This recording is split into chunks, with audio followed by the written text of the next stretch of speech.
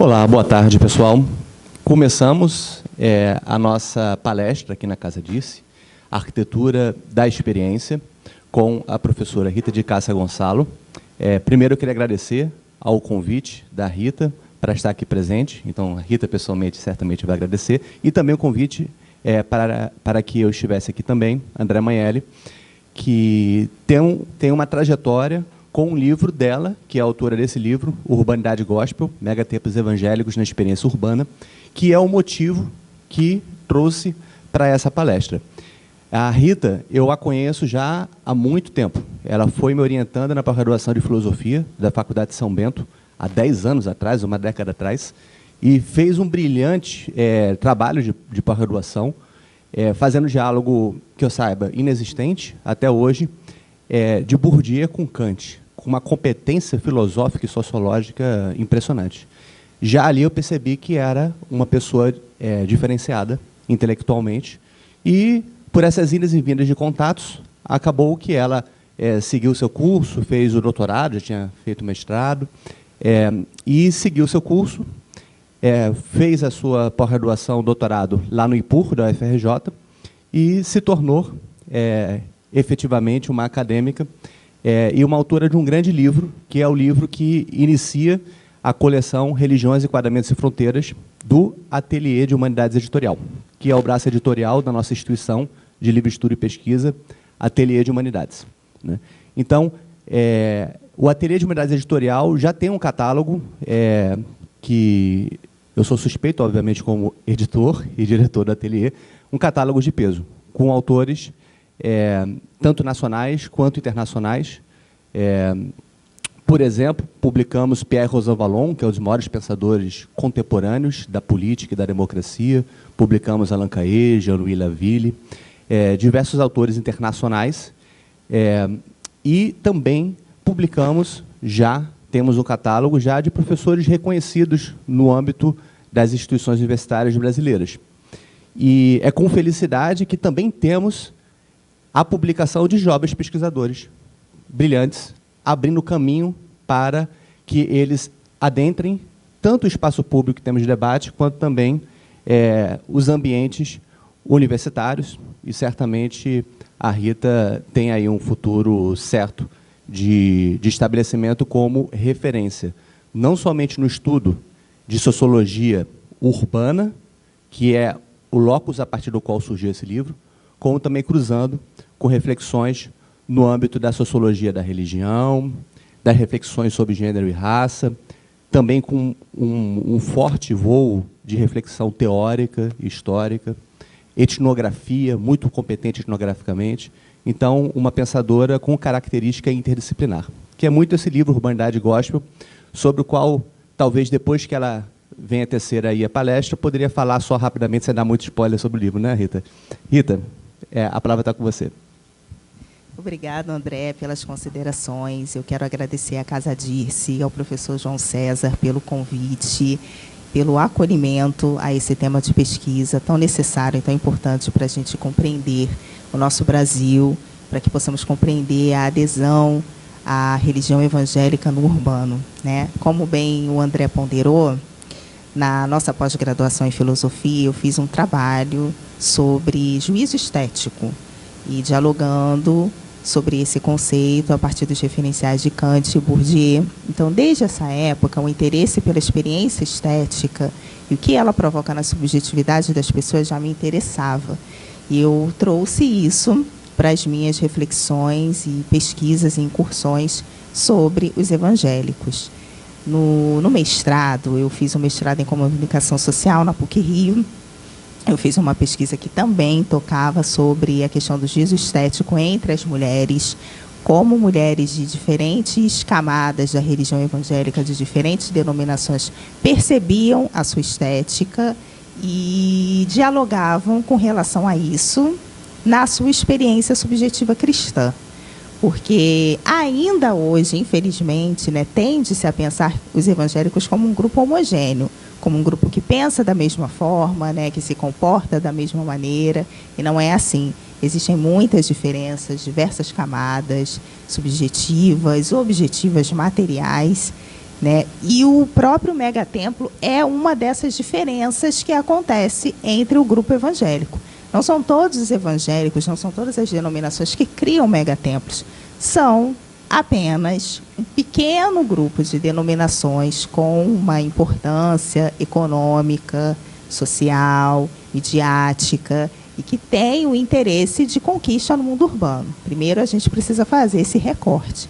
E, a partir daí, começar a dialogar e entender por que esses megatemplos acabam tendo uma referência e um certo destaque nesse mercado de bens religiosos que a gente observa no mundo urbano hoje. Ok? Então, o título dessa palestra é Arquitetura da Experiência, o Megatemplo Evangélico Brasileiro. É um recorte, na verdade, do livro Urbanidade Gospel, porque ele fala de como o regime de urbanidade é promovido pelos evangélicos a partir do megatemplo, dessa linguagem estética e arquitetônica.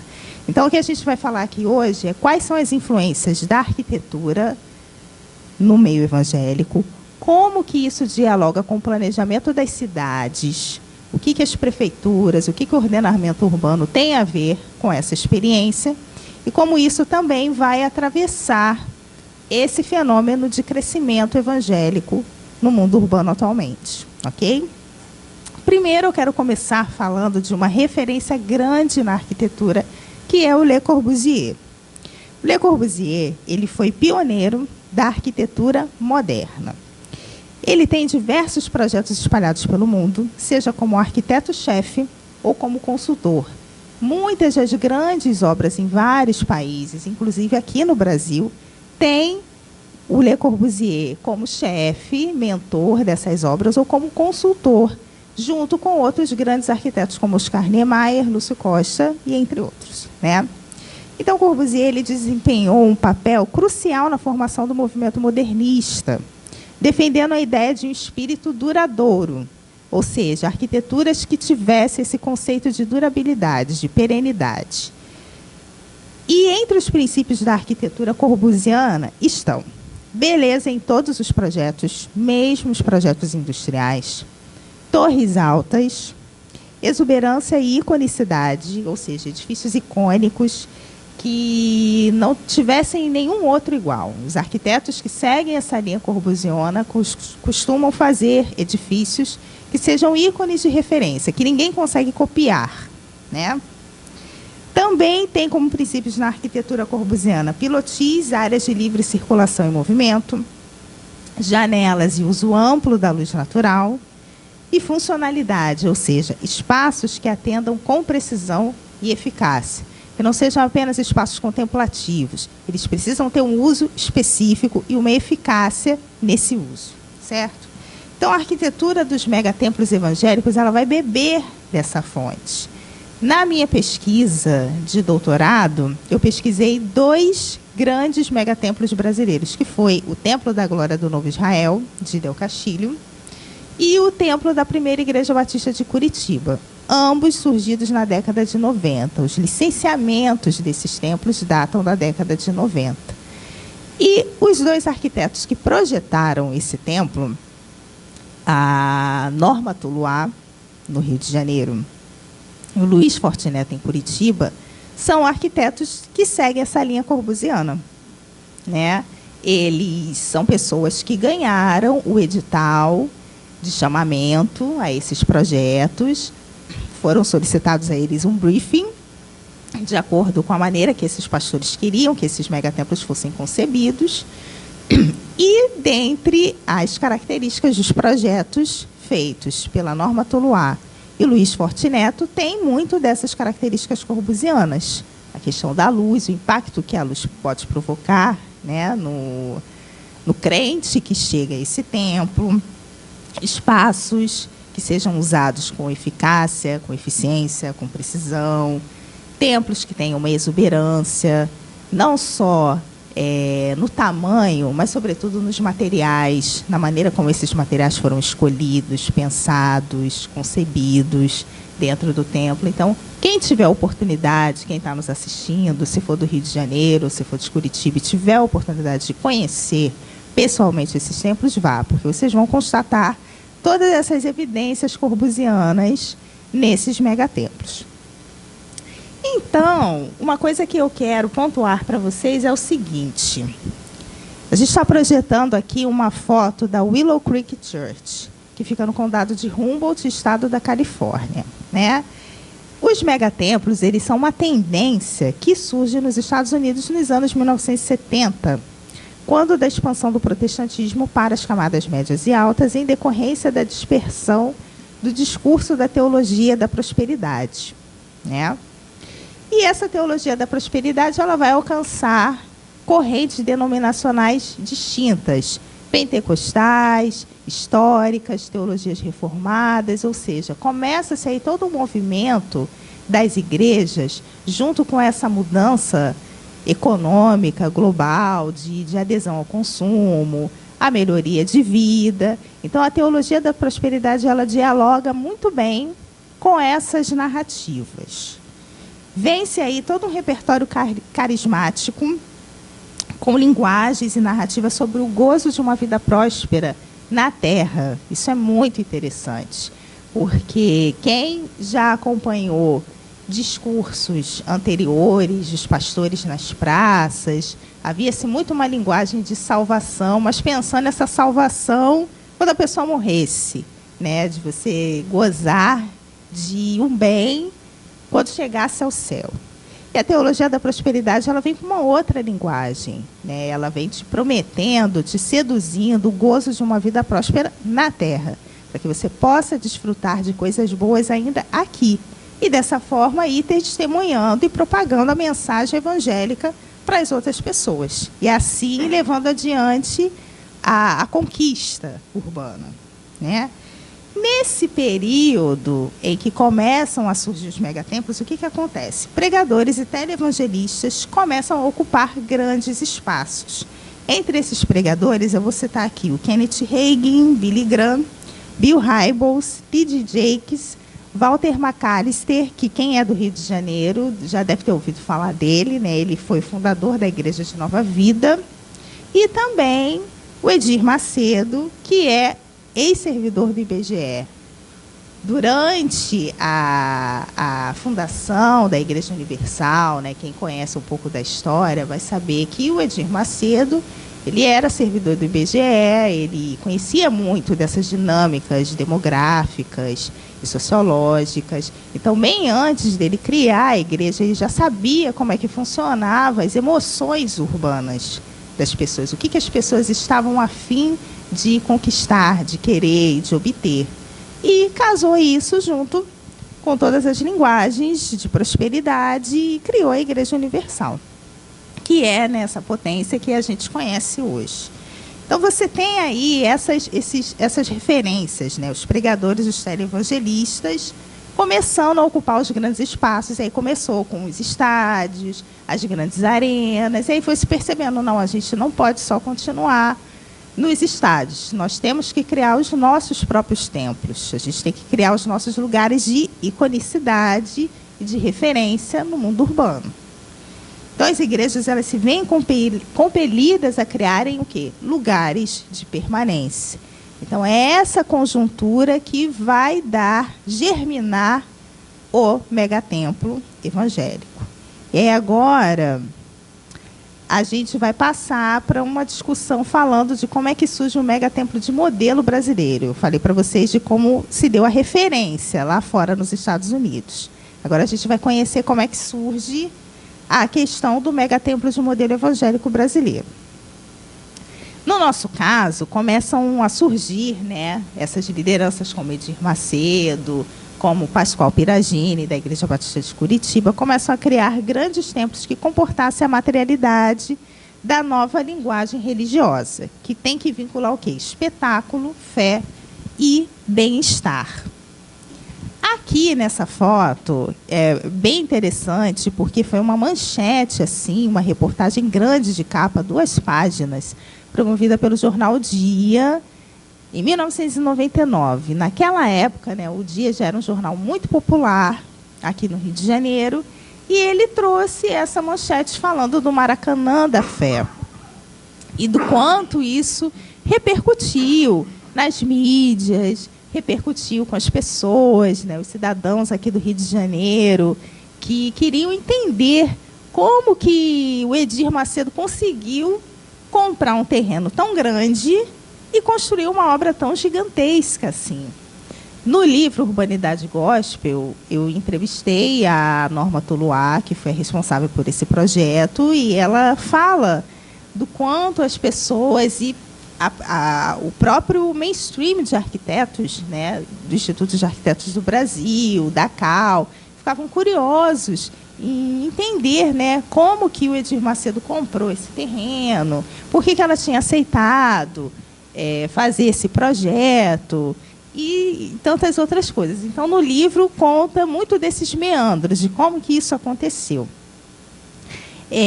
Mas uma coisa que é importante a gente saber, entender, é que esse tipo de projeto, esse tipo de construção, impacta muito o próprio planejamento urbano. As prefeituras, elas veem vantagens nesse processo. Que vantagens seriam essas? Vou citar aqui só algumas. Aumento da mobilidade urbana, que um tipo de equipamento como esse começa a promover no entorno. Aumento da especulação imobiliária.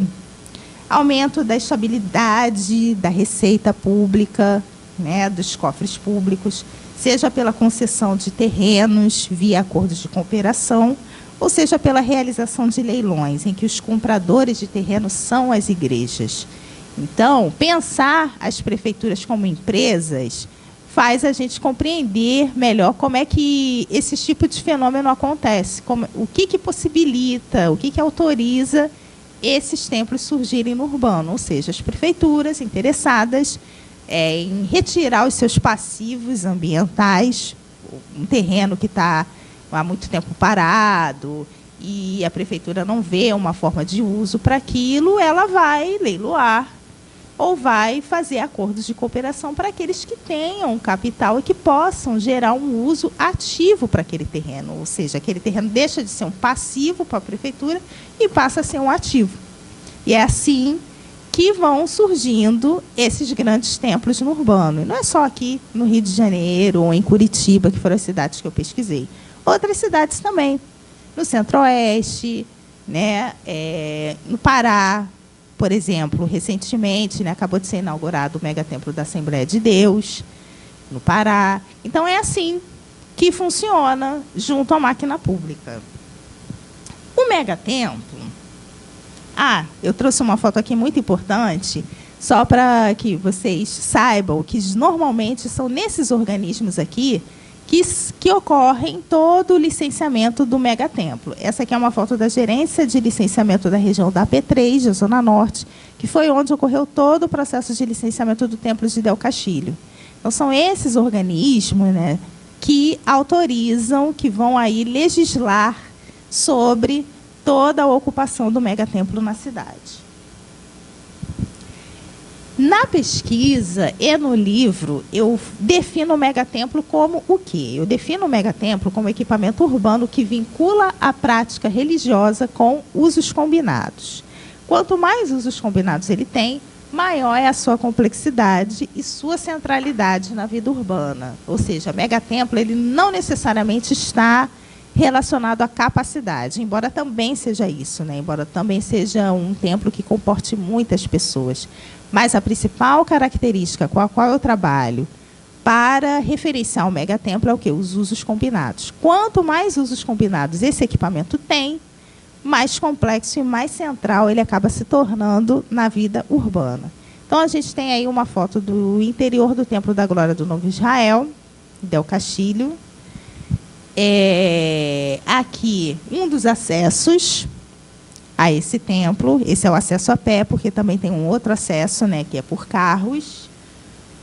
Temos aqui a maquete de Jerusalém, que ocupa o Centro Cultural Jerusalém, ao lado da igreja. E temos aí um mapa que a gente elaborou dos equipamentos da IURD Del Castilho. Ou seja, você tem aí, nesse conjunto, 5 construções. Além da nave principal, você tem um complexo, várias salas para diferentes atividades, o estacionamento de 3 andares, o centro cultural. Ou seja, é muita coisa que acontece nesse complexo, nesse conjunto, tal como lá na primeira foto que eu mostrei para vocês da Willow Creek Church. O que a gente entende por usos combinados? Usos combinados são atividades que atendam a diferentes públicos com diferentes estratégias, de acordo com a realidade urbana em que se situa.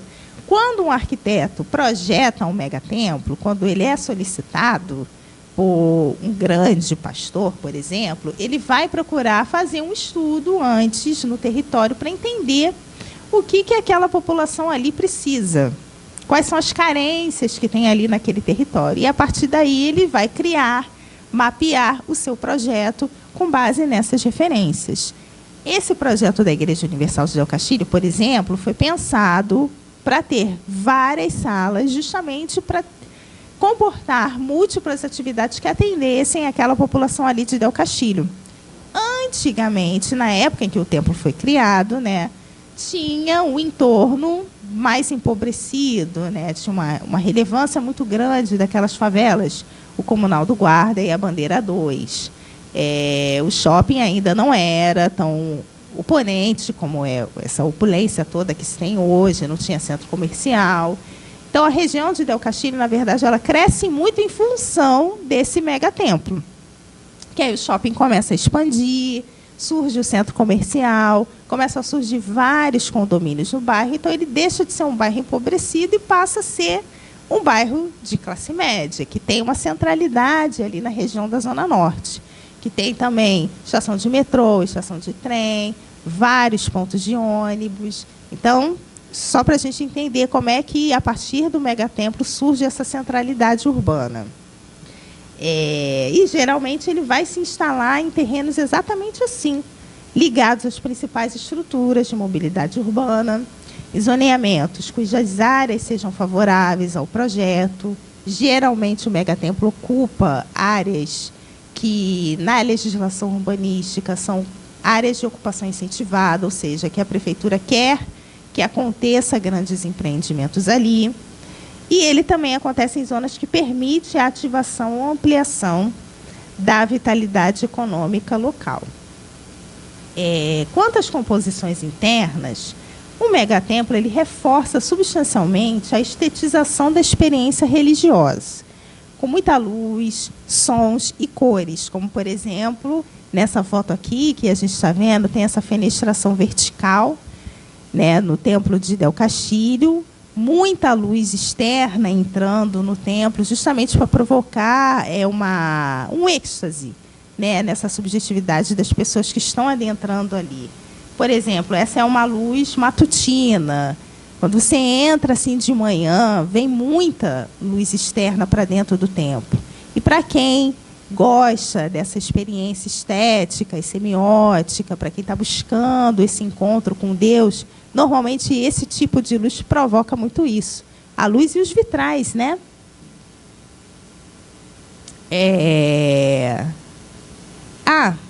Essa aqui é uma foto interessante, que, como eu estava falando para vocês da centralidade do megatemplo, esse aqui é um mapa da região de Del Castillo, que mostra, né, quantos pontos de ônibus e equipamentos de mobilidade urbana tem a partir do raio de 600 metros. Então, tem-se aí diversas paradas de ônibus, a estação do metrô, a estação de trem. E em Curitiba, que foi também o nosso objeto de pesquisa, há 20 paradas de ônibus no raio de 600 metros da igreja. Ou seja, é muita possibilidade. É como se o megatemplo dissesse assim, não tem como você não chegar até nós, né? Porque temos aqui linhas de ônibus, possibilidades que vêm de diversos pontos da cidade, seja do centro de Curitiba ou seja da região periurbana da metrópole. E esse aqui é o templo da Primeira Igreja Batista de Curitiba, que também adota muito dessa estetização da experiência religiosa, com os vitrais, muitas luzes diferenciadas, né, materiais nobres utilizados no templo. Então, tudo isso para trazer essa dimensão estética da experiência. Tem um outro ponto que eu quero falar para vocês, que é o seguinte: em se tratando de Brasil, da realidade brasileira, a gente entende, sobretudo nós pesquisadores que pesquisamos as favelas, as camadas populares, que sobreviver não é o bastante. É preciso, né, uma ordenação cosmética da vida. As pessoas precisam ter contato com a beleza, né, contato com o sublime. Então, quando os megatemplos eles são pensados, eles também articulam muito com essa questão. Como trazer essa dimensão estética, cosmética, para a vida dessas pessoas que estamos querendo alcançar. Repara bem, esse aqui é o templo da Bola de Neve Church, na Lapa, que ocupa uma antiga casa de show, que era o antigo Olímpia. Esse aqui é o templo da Assembleia de Deus do Pará, que foi o que eu falei para vocês, inaugurado recentemente, em agosto de 2023. Esse aqui é o da Igreja do Recreio, né? E eu quero chamar a atenção também para um outro aspecto, quanto esses megatemplos costumam ser diferentes da volumetria do entorno, ou seja, eles são muito oponentes e o entorno costuma ter poucas casas ou prédios mais baixos, ou também o que acontece muito é uma certa ausência ou dispersão dos equipamentos públicos, que acaba sendo um ponto de vantagem para esses megatemplos, ou seja, estão num lugar que tem pouco equipamento público, pouca praça, pouco acesso a bens e serviços da prefeitura. Então, eles acabam concentrando esses serviços que, na gestão pública, estão mais dispersos pela cidade. Essa é a Igreja da Cidade. O nome da igreja é isso mesmo, Igreja da Cidade, em São José dos Campos, que também tem esse aspecto, né, de centralidade, de volumetria muito diferente do entorno. E esse aqui é o da Igreja Batista da Lagoinha, em Belo Horizonte, que foi, inclusive, a igreja que me motivou a pesquisar os megatemplos a partir de uma visita que eu fiz lá, que tem uma volumetria muito diferente do entorno. Ou seja, ela está no meio assim, de um conjunto habitacional, que é o IAPI, Lagoinha, numa região bem modesta da cidade, e a igreja criando esse contraste urbano. Então, os megatemplos e os seus usos combinados, eles pretendem cumprir essa função de um embelezamento na vida cotidiana das pessoas. Porque o que acontece? Geralmente, eles vão se instalar nessas áreas, nessas zonas de precariedade. E na Zona Sul do Rio de Janeiro, por exemplo, pegando a experiência da Zona Sul, onde a gente está, você tem muitos equipamentos públicos, equipamentos de saúde, de assistência social, escolas, universidades. Quando você vai saindo da Zona Centro, adentrando a Zona Norte, Zona Oeste, você vê literalmente, né, professor, a presença do Estado desaparecendo. Começa a vir poucas escolas, poucos centros de assistência social, pouco hospital, pouco tudo. Então, é exatamente nessas zonas, nessas franjas, nessas brechas do Estado, que os megatemplos eles vão se ocupar. E a crescente adesão ao evangelicalismo no mundo urbano vem apontando já há algum tempo para o diagnóstico de um sintoma. Que sintoma é esse? Definhamento dos quadros institucionais, enfraquecimento dos coletivos, das possibilidades de amparo, enfraquecimento dos laços sociais, valores, referências, estabilidade, muito daquilo que as pessoas estão procurando, e que, inclusive, as pessoas procuram, né, nas suas figuras representativas políticas, no presidente. Recentemente, essa semana mesmo, eu vi uma pesquisa que saiu sobre o nível de confiança no governo Lula, e esse percentual caiu um pouco. Então, é sempre assim, no contexto brasileiro, nos contextos de terceiro mundo, as pessoas sempre estão em busca de instituições, de referências, nos quais elas possam confiar, entregar sua vida. Então, é nessas brechas que o megatemplo aparece. No urbano, aqui o religar, ele não se dá isento das formas e espaços temporais, ele acontece junto com elas. E os megatemplos acabam meio que cumprindo aí esse jeito de fazer teologia a partir do belo. não é só o belo da estética física do megatemplo, é esse belo do acolhimento, do amparo, da presença. E é isso que o megatemplo vai buscando promover. Tem uma outra coisa também que eu achei muito interessante ao longo das minhas incursões, é esse tipo de presença. Mesmo não sendo em forma de megatemplo, são os templos religiosos que estão em áreas muito nobres da cidade, também buscando alcançar as pessoas que estão na margem desses territórios. Aqui temos 3 exemplos, inclusive da Universal. Uma Universal na Maria Quitéria, em Ipanema, uma Universal no Leblon, na Ataúfo de Paiva, e outra Universal na Gávea, na Marquês de São Vicente. Ou seja, endereços muito nobres do Rio de Janeiro, e que certamente é frequentado pelas pessoas que estão à margem desses territórios, né? Cruzada São Sebastião, Favela da Rocinha, Favela do Vidigal, mas elas estão situadas aonde? Nas áreas nobres, elas não estão dentro das favelas exatamente, elas estão na parte nobre, justamente para que esse cidadão, esse frequentador, entenda a linguagem que eles querem transmitir. Olha, nós somos religião, igreja evangélica, a gente está aqui ocupando o espaço nobre da cidade, você pode ocupar também. Esse espaço, né, esse território pode ser seu também. E é aí que acontece essa materialização da teologia da prosperidade, dessa linguagem do próspero. Aqui eu trago, inclusive, uma notícia, né, um anúncio, que foi veiculado pela Ama Leblon, no jornal o Globo, em 2017, quando da inauguração da IURD na Ataúfo de Paiva. A então gestora da Ama Leblon estava exatamente questionando por que dessa presença dessa igreja no bairro, num edifício que não tinha exatamente essa caracterização.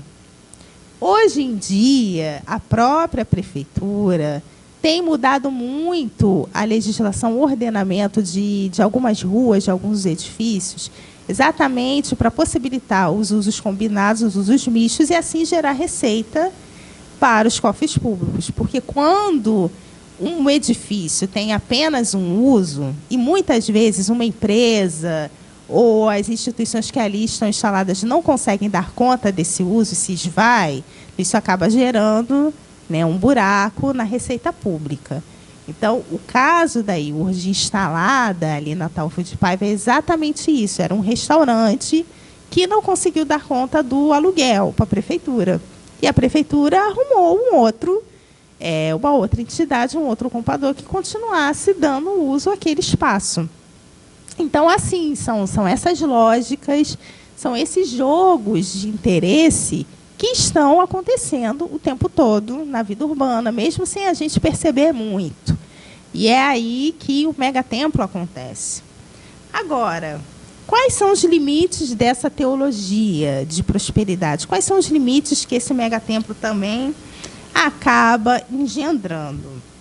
Eu gostaria de pontuar aqui algumas coisas que não só as igrejas, mas também o ordenamento urbano público precisa superar. Com relação aos líderes das igrejas, é muito importante a gente falar do reconhecimento das agendas divergentes, porque a vida urbana, a cidade é esse lugar da diferença, da percepção da diferença. Então, você tem aqui diversas pessoas que usam e ocupam o espaço urbano de maneira distinta.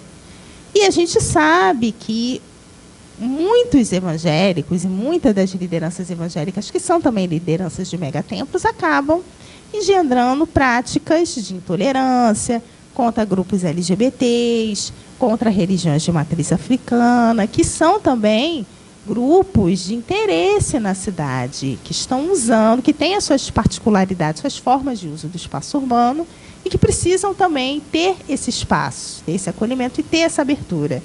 Então, esse já é um limite que a urbanidade gospel provoca, que é o não reconhecimento das agendas divergentes, que implica identificação, respeito a esses usos. Não é só os evangélicos que podem ocupar o espaço urbano, são todas as pessoas. São todos os trabalhadores, são diferentes grupos que têm seus interesses, que têm as suas maneiras de usar e ocupar o espaço urbano. Então, a religião precisa aprender a dialogar com esses grupos e o Estado também precisa reivindicar o lugar de fala e de ocupação desses grupos na cidade. E aí, uma coisa que eu quero falar sobre as prefeituras, aí já pensando com esse olhar de planejador urbano. O que as prefeituras precisam fazer? Reconhecer que os megatemplos são entidades geradoras de receita que prestam atividades secundárias. Logo, instrumentalizar políticas compensatórias de âmbito maior para a cidade. Ou seja, esses megatemplos precisam entregar para a cidade mais coisas, mais políticas, né? Porque uma vez que eles têm seus usos combinados, que geram receitas, atividades secundárias, eles já têm condições de prestar mais serviços para esses diferentes grupos, inclusive esses grupos da alteridade. Isso já é uma forma de a prefeitura compelir esse diálogo com a diferença. Outra coisa que as prefeituras, que o ordenamento urbano também precisa fazer, é possibilitar que outras religiões acessem o mesmo aparato administrativo. Por quê? Na medida, tudo isso que o megatemplo faz, que eu citei, de acolhimento, de amparo, isso é também prática e política de outras religiões, dos espíritas, dos candomblecistas. Então, eles também fazem a mesma coisa que os evangélicos fazem, em termos de políticas sociais, mas muitas vezes não tem um alcance tão longo e tão diverso devido a isso, devido a essas limitações administrativas. Na medida que as prefeituras começam a instrumentalizar os seus arranjos administrativos para apoiar, para equiparar esses outros templos, essas outras religiões também acabam ganhando espaço na cidade. E aí você tem uma materialização do direito à cidade para todas as pessoas. A vereadora e atual secretária de Meio Ambiente e Clima, Tainá de Paula, propôs uma redação nova ao projeto de lei complementar do novo plano diretor, que é a PLC 44/2022. E nessa redação, que está em discussão, em aprovação na Câmara de Vereadores, ela propõe uma estreita relação entre o planejamento territorial e as comunidades de fé, sobretudo as comunidades de fé nas favelas, reconhecendo essa importância que as religiões têm, né, enquanto agentes que trazem amparo e resiliência para as pessoas. Então, dentre as políticas que a Tainá de Paula propõe, ela propõe exatamente isso, que o plano diretor comece a criar esses aparatos administrativos que amparem as ações das comunidades de fé na cidade e nas favelas, para que elas também comecem a crescer no mundo urbano. Então, tudo o que eu trouxe aqui para vocês foi uma oportunidade de examinar as organizações de fé sob essa ótica da resiliência, de forma que a gente possa entender o porquê da adesão da religião no mundo urbano e entender que países com maior desigualdade precisam ter entes que ajudam as pessoas a terem resiliência e um grau de pacificação em diversos âmbitos da vida. Mas isso precisa ser um direito que tem que ser conquistado por outras religiões também. E, nesse momento muito específico, eu tenho articulado muito com a Secretaria de Planejamento Urbano, com outros órgãos da Prefeitura, em torno desse interesse, para que as outras religiões também tenham essas possibilidades administrativas, institucionais, sejam amparadas para que os seus trabalhos também sejam reconhecidos e tenham um longo alcance na cidade, certo? Agora, por fim, eu gostaria de passar um vídeo para vocês, uma entrevista que foi dada pelo pastor André Valadão no programa do Danilo Gentili. E essa entrevista é uma entrevista assim, bem leve, bem divertida, mas ela sintetiza, né, tudo aquilo que eu falei para vocês, de como os evangélicos aprenderam esses modos, essas linguagens de conquista com a experiência estadunidense, como que isso acontece, no Brasil e o que as pessoas, de uma certa forma, podem esperar do que vai vir daí por diante, ok?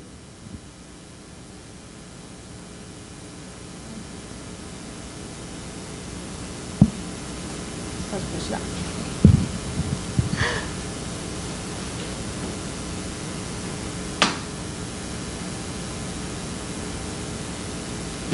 Isso, precisa aparecer esse ícone.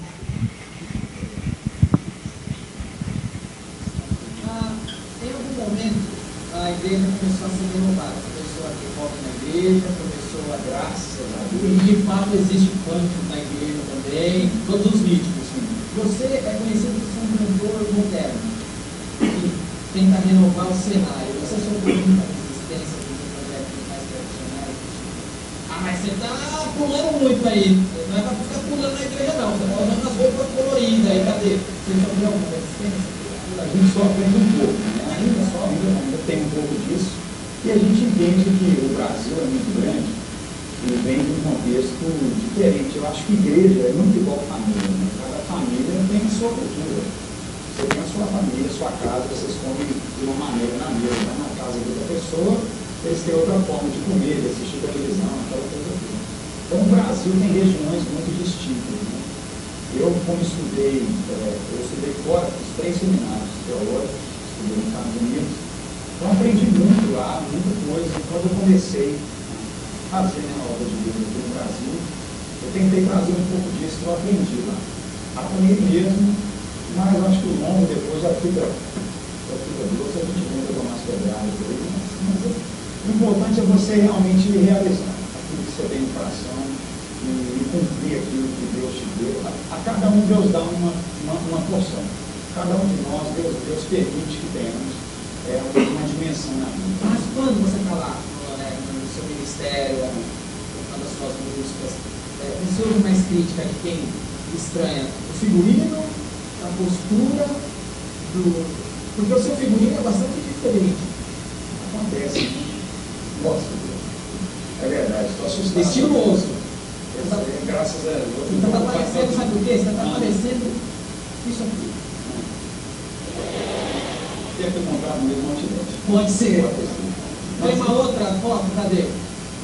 Essa aí. Agora, Essa de palavra que você está aparecendo. Não parece. Agora, André, você também tentou fazer mudanças na igreja uma vez, foi? Você pintou a igreja? Eu pintei a minha igreja agora. Você pintou a sua igreja assim, de preto? A igreja é toda preta. Tem mais foto da igreja aí? Olha, é pretaça. Você pintou ela de preto? Pintei. E os irmãos não ficaram, isso é trevas, irmão. Trevas, enchendo a igreja. Ficaram nessa, né? Por que você pintou? Porque é uma tendência, é uma tendência. Você vai no teatro, você vai no cinema, você coloca o seu foco naquilo que deve ser chamado a atenção. Durante essa igreja, meu pai é pastor nela há 44 anos. Eu estou ali há esses 16 e chegou esse tempo, já praticamente 20 anos o culto tinha formado. Meu pai saiu de férias, em 9 dias. Eu quebrei o culto da igreja do irmão e pintei a igreja do Deus. E quando ele voltou, pelo amor, eu estou parecendo casa de show. O tempo preto, a iluminação, foi pensando nisso. Colocamos fumaça, colocamos luzes. Cara, você colocou também aquela cordinha para você descer no céu na hora da música. Mas eu já desci uma vez, sabe? Já desci uma vez, eu preguei sobre a verdadeira emoção da vida. Você deve colocar os cordão no meio do túnel. Tchau, tchau, igual o Santo Kiss. Pá, pá, pá. Mas meu cunhado, isso aqui, falando da igreja contemporânea, meu cunhado, Felipe, ele tem uma igreja em Niterói, ele alugou uma casa de shows, que era uma boate, hoje a igreja tem estrenado em 3 anos da igreja, tem quase 4.000 pessoas, e tem de tudo também, a igreja pretona, o pessoal aceita Jesus, solta, como chama isso? Papel de cara, e tá aí, É uma festa. é uma festa. Você falou que É isso. Essa igreja, inclusive, que ele fala no final do vídeo, é a igreja da Lagoinha em Charitas, que tem também esse mesmo perfil. A igreja da Lagoinha justamente cria uma padronização de agora todos os templos são pretos, todos os templos têm essa estética de palco, essa atmosfera de show, no qual as pessoas podem chegar e não se depararem simplesmente com o culto, mas sim com um espetáculo que ativa e mobiliza diferentes sentidos. E é exatamente assim que essa arquitetura da experiência do Megatemplo tem trabalhado atualmente. Bom, era isso que eu queria trazer para vocês. Espero que tenham compreendido. Podem trazer seus comentários também. E, se puderem, adquirir o livro Urbanidade Gospel aqui com a gente, por favor. Muito obrigada. Não pediu o dízimo, mas pediu para comprar o livro, tá? O recado está dado. É muito interessante que a Rita ela tem uma mentalidade acadêmica, ao mesmo tempo de planejadora, talvez venha a ser ou professora ou secretária de planejamento urbano de alguma desses municípios por aí, né? Algo que eu vejo como muito interessante, que tem no livro e tem na abordagem dela, é essa conjunção entre uma postura compreensiva, no sentido de uma sociologia compreensiva, bastante descritiva, e também tentando compreender o sentido da ação dos agentes, sem perder a perspectiva crítica que está presente no livro também, né? Então, ela consegue fazer o movimento de crítica a partir da compreensão do processo interno, né? Como a gente está muito acostumado no âmbito das ciências sociais de assumir certos pressupostos, alguns deles caducos em relação ao processo de secularização, às compreensões do desenvolvimento das instituições modernas, a gente acaba não conseguindo dar conta de entender processos contemporâneos em que se pressupõe, assume-se certas premissas de um esgotamento, por exemplo, do religioso, como necessário no processo de democratização, a partir de certa trajetória muito específica, por exemplo, a francesa, que muitas vezes vem no nosso horizonte, e a gente não consegue entender boa parte dos fenômenos que estão acontecendo no nosso quintal, na nossa casa, na nossa vizinhança. Fenômenos urbanos, políticos, sociais, culturais, né? Então, é preciso fazer mais sociologia nesse sentido, né? É uma boa sociologia crítica, mas que a crítica vem a partir de um trabalho, como se mostrou aqui na palestra dela, muito bem construído a partir dos próprios fatos e dos atores envolvidos, a partir de pesquisa. Queria saber primeiro, vocês têm questões, por favor? Fiquem à vontade. Quem é que tem questões a fazer? Fala, João. Bom, em primeiro lugar, muitíssimo obrigado pela palestra, brilhante. Duas questões, para pensar em voz alta e escutá-la mais. Eu fiquei muito surpreso com a dimensão propriamente estética desses templos e com a preocupação de ter uma arquitetura que resgatasse aspectos da arquitetura modernista do Corbusier. Jamais imaginaria que essa preocupação estivesse presente. A preocupação estética me chamou a atenção porque lá atrás, na Idade Média, a Igreja Católica era, sobretudo, uma experiência sensorial, com a música, com os quadros, com os vitrais, a iluminação, o canto gregoriano, o incenso, que era o turíbulo, que era importantíssimo para dar para a Igreja Católica na Idade Média uma experiência que era transcendente, mas que também era profundamente estética.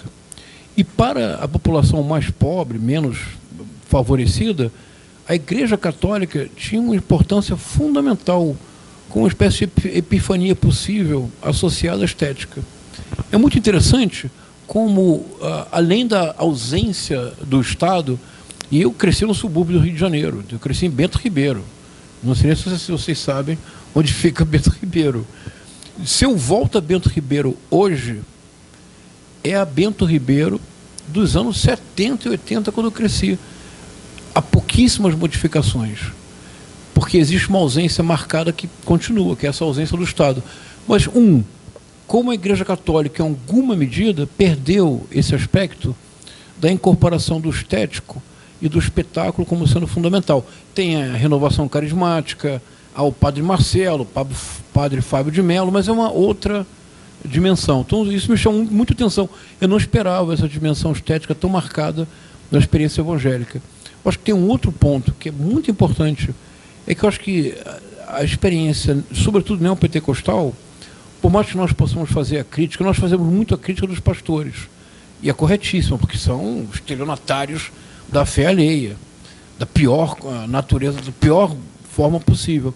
Mas nós esquecemos muitas vezes que se lá em cima a esses pastores, os que pedem cartão de crédito com senha, etc., na base, para os fiéis, além da experiência estética, do retorno da transcendência no cotidiano, essas pessoas, nos seus dias a dias, no seu dia a dia suburbano, elas não têm quase nenhum contato com a beleza. O ônibus é lotado, é desagradável, o trem é velho, as ruas são esburacadas, há uma ausência total de qualquer espécie de cuidado com qualquer cosmética, que é tão comum na Zona Sul. Então eu fiquei muito impressionado com esse aspecto estético. Para mim foi uma grande surpresa. Então eu queria escutar um pouco mais sobre isso e parabéns pela reflexão. Certamente eu vou comprar o livro.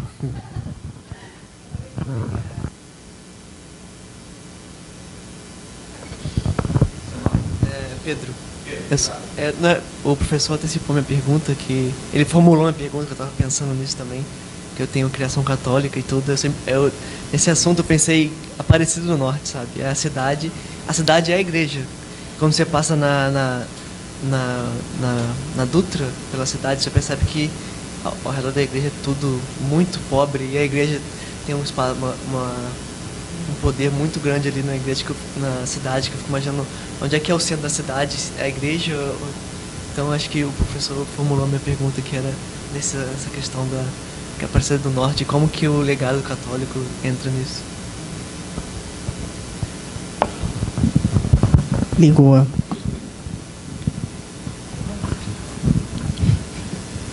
Obrigada a vocês pelas perguntas. Eu tenho percebido que a religião católica, já desde algumas décadas, ela meio que não conseguiu acompanhar as mudanças tecnológicas pelas quais o mundo passou.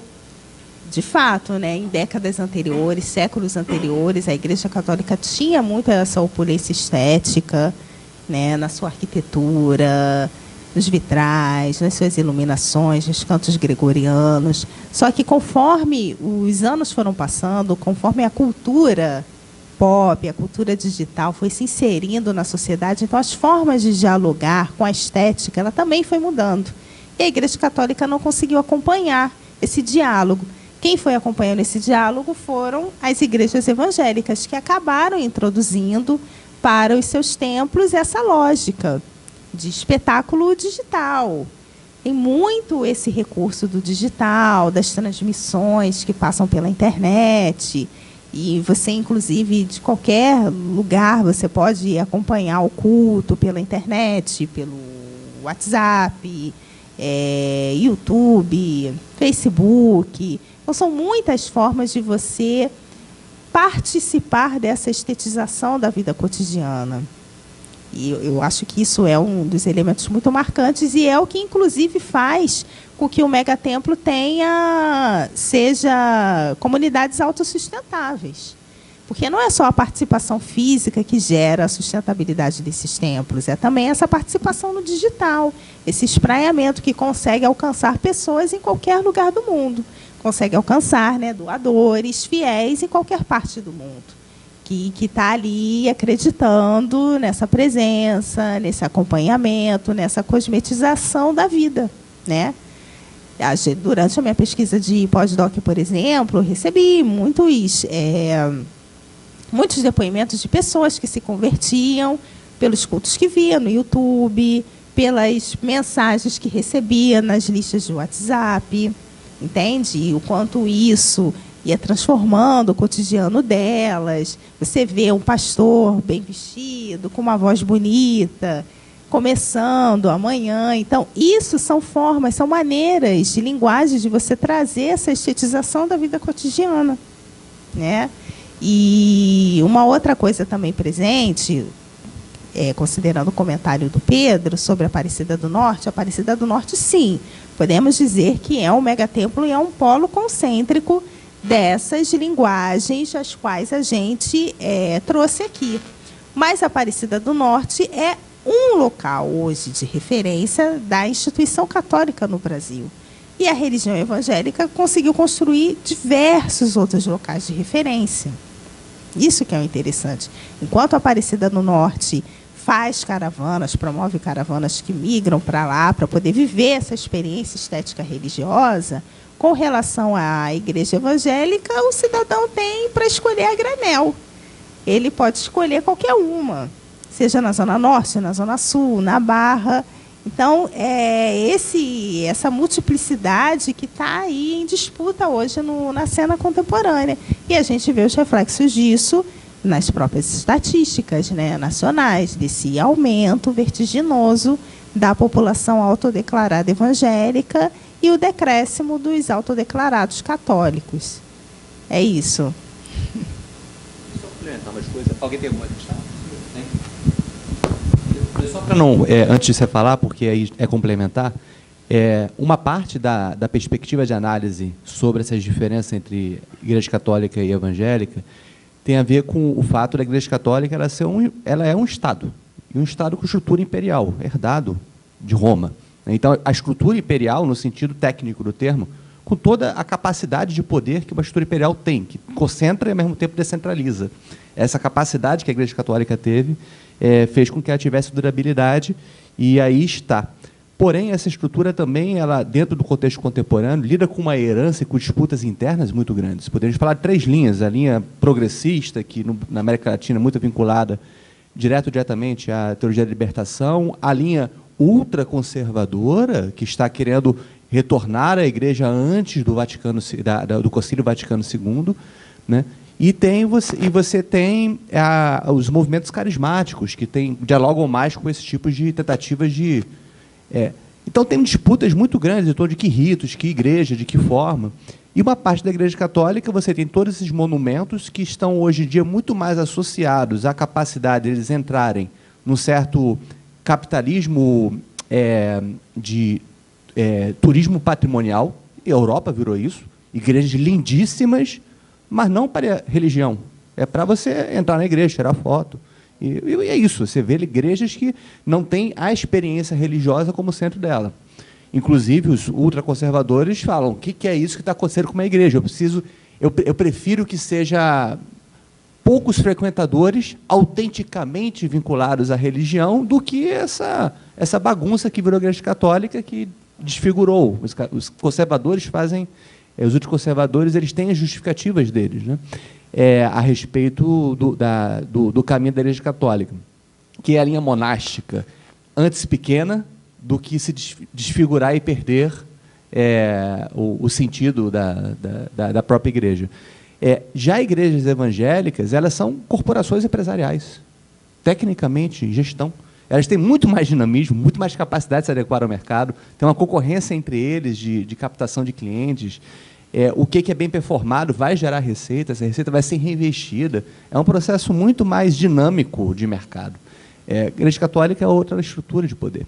É muito mais o enriquecimento do Estado, com capacidade de centralização com os leigos, mobilizando as pessoas nas comunidades, nas pastorais, mas é uma estrutura bem diferente que dá uma dificuldade de lidar com a nossa sociedade contemporânea, com todos aqueles apelos. Uma sociedade do espetáculo, uma sociedade da experiência estética, né? Poderíamos falar do capitalismo estético, lá Lipovetsky, né? Então, é uma sociedade, e a Rita mostra muito bem no Urbanidade Gospel a sofisticação de estratégia de planejamento empresarial desses megatemplos, com consultoria internacional norte-americana, né?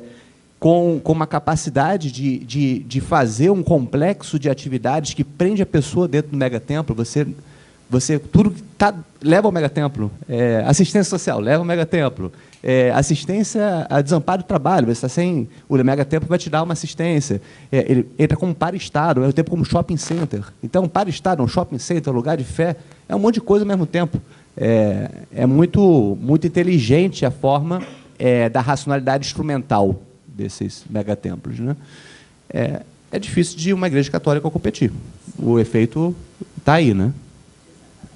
Só complementando aqui a fala do André, a Aparecida do Norte e alguns outros pontos católicos que a gente conhece hoje no Brasil está muito mais vinculado realmente a um turismo patrimonial do que exatamente essa dinâmica religiosa que a gente vê hoje.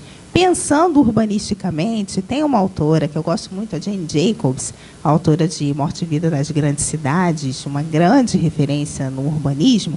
Ela diz que o que traz a vitalidade para um equipamento, para a cidade, é exatamente a sua capacidade de renovação e de responder a essas dinâmicas que a cidade gera, que foi o que a Igreja Católica não conseguiu fazer, né, ao longo do tempo. Ela não conseguiu dar conta desse dinamismo, dessas mudanças, dos anseios que a população queria, coisa que os evangélicos, contrariamente, acabaram engendrando formas tecnocráticas, né, e técnicas e burocráticas e sofisticadas para dar conta dessa dinâmica do mundo capitalista atual, desses anseios, dessas respostas que as pessoas estão procurando.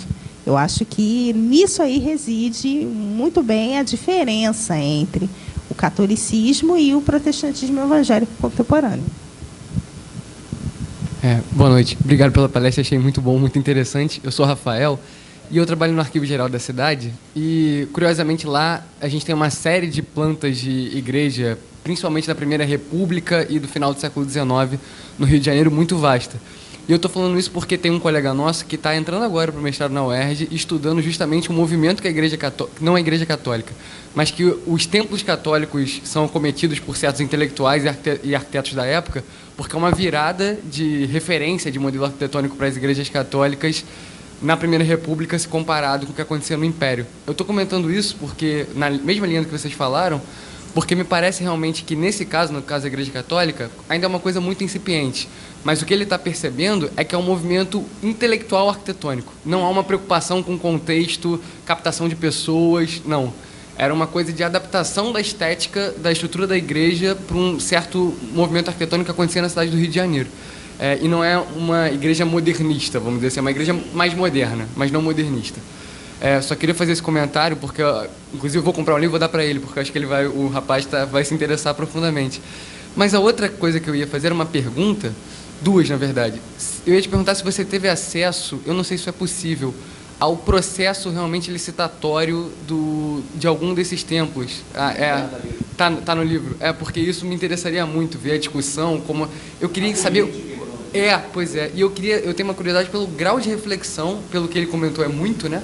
Dos pastores ou de quem concebeu o megatemplo a respeito do que você está falando, porque, não sei se por ingenuidade minha, mas eu tendo a acreditar que não sei, algo aí não parece vir só da cabeça deles, entendeu?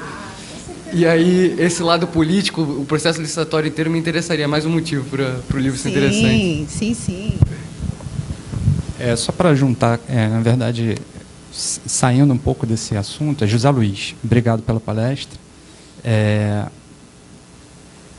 Eu fiquei pensando quando você disse sobre a necessidade de que esses megatemplos voltassem a ter uma contrapartida maior para a sociedade, para o Estado.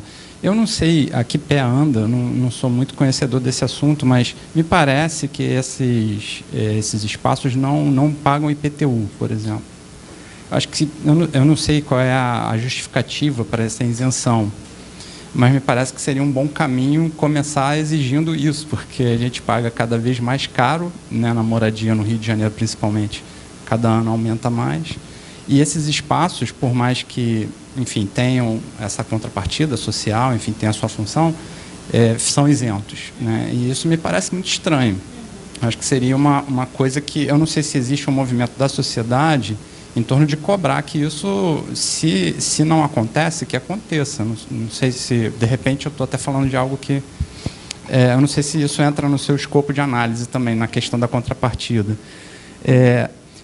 Porque, por outro lado, como o professor falou, é um sistema empresarial. Dentro daquela estrutura, tem uma série de outras coisas que são microempresas ou grandes empresas ali funcionando e que pode se valer disso também. Então, competitivamente, digamos, estão se beneficiando dessa estrutura, né?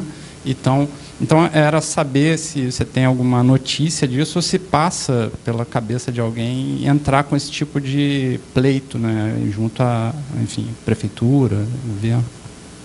Sim. Obrigada, José e Rafael, pelas perguntas muito importantes e necessárias. Então, em setembro, eu tive numa masterclass na Escola de Administração Pública da FGV, né? Eu fui lá dar uma palestra, uma aula também sobre o livro, mas já afunilando para esses temas de gestão pública e administração pública. E a gente teve acesso assim, a uma informação preciosa. No caso dessas contrapartidas das atividades secundárias, o que acontece? O templo religioso em si, templo religioso de qualquer natureza, não paga imposto, né? Ele tem essa isenção tributária. O que acontece é que, hoje em dia, na Controladoria Geral da União, tem se percebido que os megatemplos, enquanto complexos, enquanto corporações evangélicas, têm suas atividades secundárias. Então, essas atividades secundárias começam agora a serem objeto de discussão, porque eles estão percebendo que esses conglomerados realmente geram muitas receitas e precisa-se, né, ter uma espécie de licenciamento que pense, né, na politização dessas contrapartidas. Mas isso é um movimento que vem de cima para baixo, né, porque é preciso, para que cada prefeitura possa fazer essa alteração no plano diretor e estipular quais sejam essas contrapartidas, isso tem que vir primeiro da legislação nacional. Então, esse movimento ele vem de cima para baixo. A partir daí, cada prefeitura, quando elabora o seu plano diretor, ela vai pensar como que essas corporações evangélicas, essas atividades secundárias geradores de receitas desses megatemplos vão gerar as suas contrapartidas. Eu acredito, né, que um movimento para daqui a 10, 20, no máximo 30 anos, considerando, né, a clareza de entendimento dos nossos juristas, mas também dos planejadores, que esse é um movimento que vai acontecer sim, tá? Mas só explicando para você esse caminho, que precisa vir dessa Controladoria Geral da União, que vai pensar, né, nessas formas de tributação para que isso alcance a legislação urbana municipal. Já sobre a pergunta do Rafael, né? Rafael, eu achei muito interessante quando você estava falando dessa arquitetura que você consultou, que não tem uma pretensão de ser uma arquitetura modernista, né? É importante pensar que dentro do próprio movimento arquitetônico você tem diversas linhas distintas e, dentre elas, essas que pensam também em fazer uma arquitetura puramente estética, contemplativa, que não tem esse objetivo de funcionalidade, tal como a gente falou aqui, né, do Le Corbusier, que criou-se suas escolas de pensamento. Tem muito arquiteto e tem muita arquitetura hoje em dia que ela pretende ser unicamente contemplativa. Não ter uso, não ter funcionalidade. É quase como se fosse uma arte arquitetônica, né? Não que a arte também ela não tenha essa materialidade, mas existem linhas de pensamento e de escolas arquitetônicas que são exatamente assim. E já com relação ao processo, como você está no Arquivo Geral da Cidade, eu imagino que você tenha essa proximidade já com a Prefeitura, eu tive acesso aos licenciamentos da PIB Curitiba e do Templo de Del Castilho a partir mesmo das gerências de licenciamento que autorizaram essa construção. Como foi o caminho que eu consegui todo o processo? Eu tive que entrar com um pedido de inteiro teor nessas prefeituras, e a partir daí foi gerando as autorizações, né, com arquiteto X, arquiteto Y, fulano, ciclano, beltrano, vários chefes de departamento. Em Curitiba, como lá eles têm tudo digitalizado, então foi uma coisa assim muito rápida. Eu consegui o processo inteiro em uma semana. E aqui no Rio, eu levei 1 ano e 2 meses para conseguir o acesso ao inteiro teor da igreja. Por isso que eu mostrei para vocês a foto aqui da gerência da AP3, porque eu fui lá em Ramos, eu fui lá quase 10 vezes. Não é uma foto, uma pequena vingança. Eu fui fui lá muitas vezes, assim, e tinha dias que eu ficava lá de manhã e de tarde. Eu chegava de manhã umas 9h30, eu saía 3h da tarde, entendeu? Porque eu chegava lá, o arquiteto não estava, e como eu não queria perder a viagem, eu ficava lá esperando ele chegar, entende? Então foi assim um processo bastante difícil, mas que valeu a pena, porque foi o conhecimento do processo, né, desses meandros políticos que trouxe a riqueza para o entendimento do fenômeno, sobretudo da Igreja Universal de Del Castilho. E tem uma coisa que é muito interessante pontuar, que é o seguinte: os arquitetos que ganharam o projeto para fazer os megatemplos eram pessoas já ligadas a esse mainstream político. Eram pessoas que já conheciam como funcionava o licenciamento urbano das suas cidades. No caso da arquiteta do megatemplo de Del Castilho, ela era muito amiga do Conde, que era o então prefeito da cidade. Ela era amiga do Luiz Paulo Conde. Entendeu? Então, e também, né, isso favoreceu ela, por quê? Porque o Edir Macedo, né, gerou muita confiança nela, por ela ser amiga do prefeito, por ela conhecer como funcionava a Secretaria de Planejamento Urbano, então ela ia fazer a obra da melhor maneira possível e fazer as coisas fluírem, funcionarem. Isso é muito importante, né, quando um líder da igreja escolhe um arquiteto para poder fazer a sua obra, tem que ser uma pessoa-chave, uma pessoa, né, que vai saber conduzir a obra, vai fazer a obra fluir. Até quando embarga, saber continuar a coisa. Isso, exatamente, porque isso também...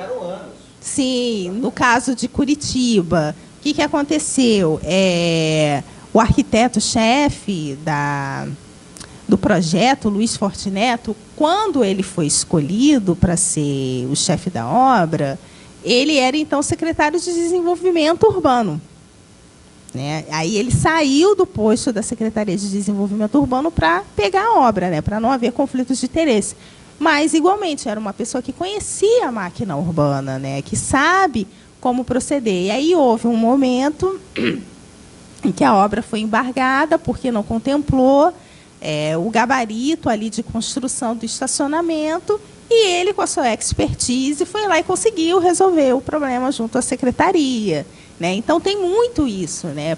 Isso realmente, como você disse, isso não vem da cabeça do pastor, das pessoas que estão ali. Né? E é justamente devido a isso, esse aparato financeiro, político, corporativo, que eles conseguem angariar essas pessoas de fora da igreja, que conhecem esse funcionamento da máquina estatal, para que essas obras, para que esses arranjos consigam ter uma fluência na cidade. É isso. Então, quem pensa que megatemplo é só gente evangélica envolvida, não, muito pelo contrário. É muita gente de fora, que não é da religião, mas que tem essa cabeça pensante, que está envolvido com esse mainstream e que está ligado a essas estruturas, certo? É a gente aqui denunciando as pessoas. Mas é porque é importante saber, né? Esses órgãos que eu citei aqui, Secretaria de Planejamento Urbano, de Desenvolvimento Urbano, Instituto de Arquitetos, né?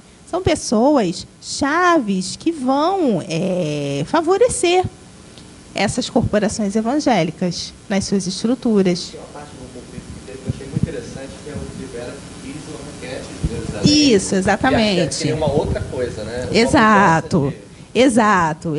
O livro conta também um pouco isso. O Crivella, quando ele estava nas suas viagens missionárias na África, como é que surgiu a ideia dessa maquete de Jerusalém lá na igreja? Ele queria trazer, de qualquer jeito, a reprodução da maquete de Jerusalém para o Rio de Janeiro, para ser o único local fora de Israel que tivesse essa maquete. Já a arquiteta, o projeto inicial dela não era construir a maquete, era construir um parque temático de Jerusalém ali, para que as pessoas do entorno pudessem utilizar e, a partir daí, aprender nesse parque sobre a cultura Uma estratégia judaica. interativa, né? Era uma estratégia interativa. E aí houve esse conflito de interesse, que o Crivella queria a maquete, né, e transformar no museu. As pessoas vão lá, pagam o ingresso, vem a maquete e tal. Paga ingresso, não é gratuita. Já a ideia da arquiteta não era essa, era ser um parque temático gratuito, educativo, mas gratuito. E aí acabou que o interesse do Crivella prevaleceu, e aí está lá instalada a maquete hoje, com ingresso. Na época que eu fui, o ingresso era R$30. Hoje... Mas deve ter promoção, em nome de Deus. Não, mas não, tem, porque todos os equipamentos culturais aqui no Rio de Janeiro, pelo menos um dia da semana tem que ter a promoção, né? Então, certamente tem. Mas isso, a minha visita foi em 2018, era R$30. Hoje deve ser 40, 50, tipo assim. Mas o endereço do Crivella não era maquete. Era o ingresso.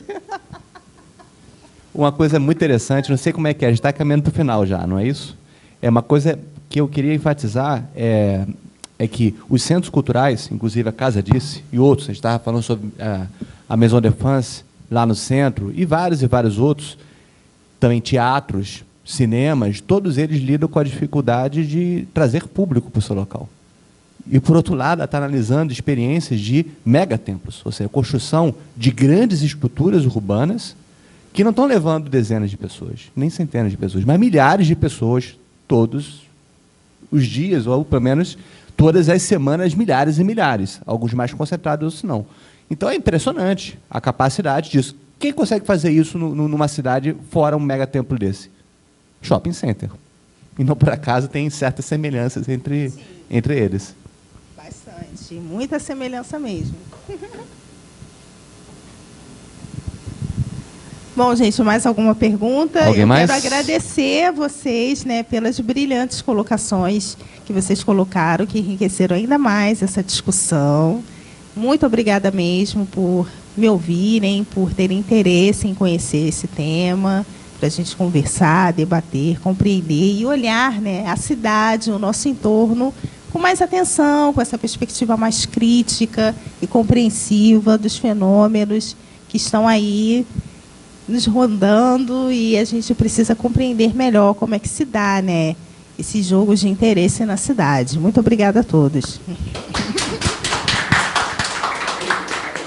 Agradeço fortemente, e o livro aqui é abençoado. Quem adquire o livro consegue aí